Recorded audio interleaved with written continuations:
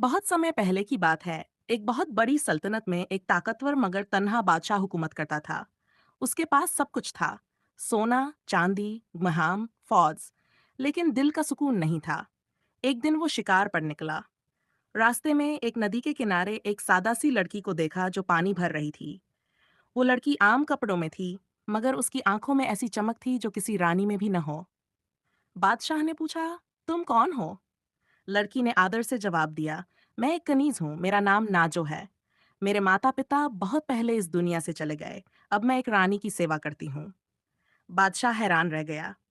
एक कनीज इतनी समझदार और शालीन। उसने नाजो को महल में बुलवा लिया। कनीज की समझदारी नाजो महल आ गई, लेकिन उसने कभी धन या गहनों का लोभ नहीं किया। वो हर काम दिल से करती थी। महल की कई महिलाएं उससे जलने लगीं, क्योंकि अब बादशाह उससे सलाह लेने लगा था।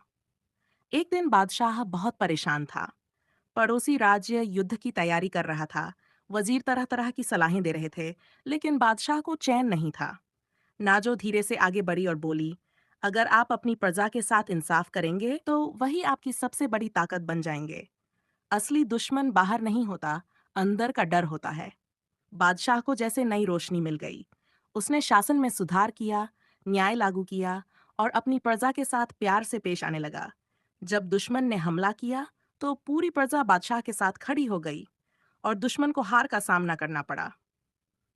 दिल की रानी युद्ध के बाद बादशाह ने दरबार में ऐलान किया, ये जीत मेरी नहीं, एक कनीज की समझदारी और सच्चे दिल की है।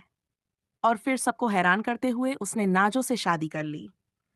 अब नाजो एक कनीज नहीं बल्कि रानी बन चुकी थी, मगर उसने कभी घमंड नहीं किया।